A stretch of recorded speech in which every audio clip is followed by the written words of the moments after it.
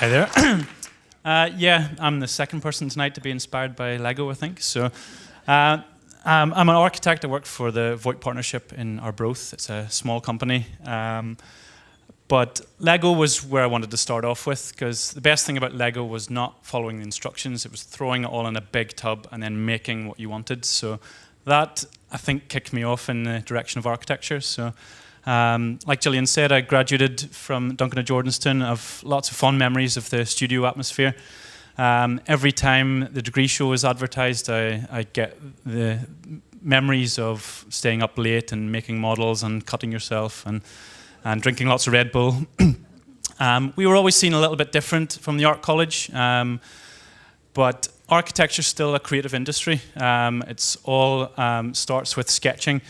I wanted to put this drawing up because one of the most memorable things one of my tutors said is keep design simple. You should be able to sketch your design in 10 seconds using 10 lines. Anything above that is complicating the process. So I think computer technology has moved on a lot with architecture, but it still all starts with the hand drawing. We don't design on the computer. We always sketch, always draw via hand, and then it moves on from there.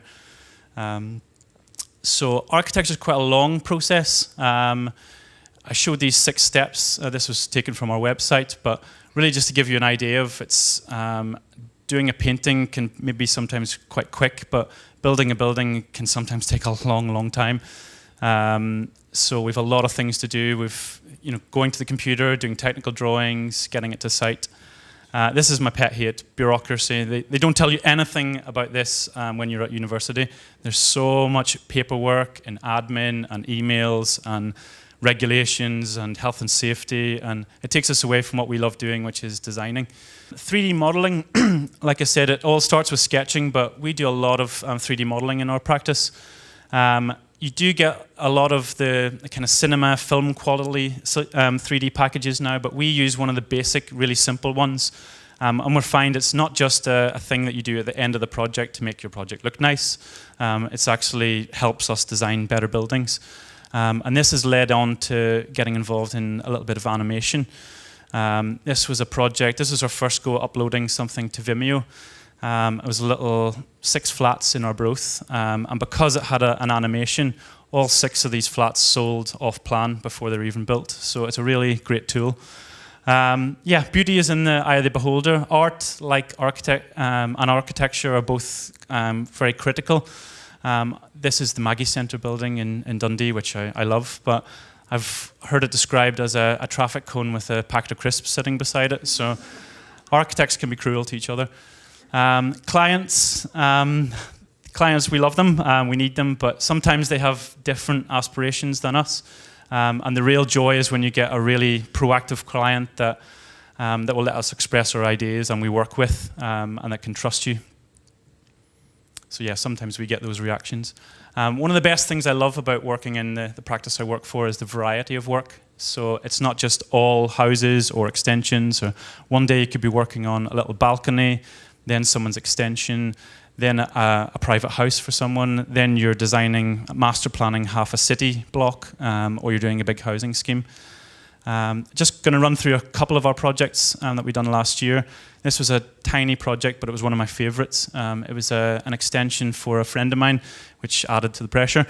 But it turned an ex-council house into a big open-plan kitchen dining area. And the back of her house, she can open the whole windows, so it lets the house spill into the garden. And then from small to large, this was a big project that we had, that we got planning permission for last year. It was 170 flats, just at the back of the Gallica Retail Park. And it's around a lovely B-listed building right in the centre. So. Another sketch of some houses. Houses are my favourite project because they're so personal. We do a lot of other really fun projects, but someone coming to you with a project to do work for their house, it's so personal. It's their home, it's their castle, it's what they put a lot of effort into changing and modelling and doing things. So this is our lovely office building in Arbroath. We were lucky enough to have this as a project. We converted an old listed church building into 6 different studios. So we've got a little business and design hub in Arbroath. So there's an architect's office, there's an artist, There's a builder and an energy company.